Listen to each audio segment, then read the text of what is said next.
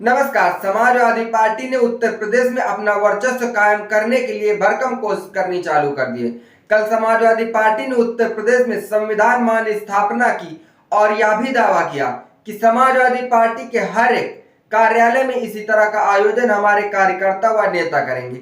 कभी योगी आदित्यनाथ जी ने सदन में खड़े होकर झूठ बोला था और कहा था कि 46 में से 56 एसडीएम यादव बनाए गए हैं। कल इसी बात पर पलटवार करते हुए अखिलेश यादव ने मीडिया से पूछ लिया कि बताओ मुख्यमंत्री कौन है, मुख्य सचिव कौन है और प्रमुख सचिव कौन है और विभाग में कौन कहां पर बैठा है।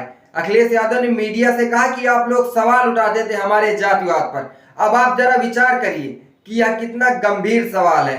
अखिलेश यादव ने भारतीय जनता पार्टी पर आरोप लगाते हुए कहा कि यूपी की जनता को इन्होंने धोखा दिया है। 10 साल रहकर इन्होंने हर व्यवस्था को खराब किया, कहीं इलाज नहीं मिल रहा गरीब को, एक जिला अस्पताल नहीं बनवाया। कितना भ्रष्टाचार होगा यह तो पता ही नहीं और यह लोग तो कुछ खुलकर कह रहे हैं। अखिलेश यादव ने कहा कि नोएडा में जब पहला फेक इनकाउंटर हुआ, जिम इंस्पेक्टर पर जब पुलिस ने गोली चलाई, वह आज विकलांग है, मगर सरकार उस समय जब न्याय दे देती, जब हम लोग आवाज उठा रहे थे, तो उत्तर प्रदेश की आज ये स्थिति नहीं बनती। बीजेपी की सरकार पर सवाल उठाते हुए अखिलेश यादव ने यह भी कहा कि सरकार दावा करती थी कि उनकी जीरो टॉलरेंस पॉलिसी है। उनके अपने नेता ही कह रहे हैं कि उन्होंने अपने पूरे राजनीतिक जीवन काल में ऐसा भ्रष्टाचार नहीं देखा होगा जो इस सरकार में चल रहा है। समाजवादी पार्टी ने उत्तर प्रदेश में इतनी तगड़ी जीत हासिल की है और इसके बाद अब समाजवादी पार्टी ने अपनी नजर विधानसभा चुनाव के 2027 पर बना रखी है। लेकिन समाजवादी पार्टी की यह राह इतनी आसान नहीं। यूपी में सभी राजनीतिक दलों की निगाहें 2027 के चुनाव पर लगी हुई हैं। इसका सेमीफाइनल 10 विधानसभा की सीटों की उपचुनाव को माना जा रहा है। यूपी में लोकसभा चुनाव में 29 सीटें घटने का दर्द भाजपा को रहा है, तो इंडिया गठबंधन उपचुनाव में भी अपनी बढ़त बनाए रखना चाहता है। 2027 के चुनाव अखिलेश यादव के लिए करो या मरो का चुनाव है।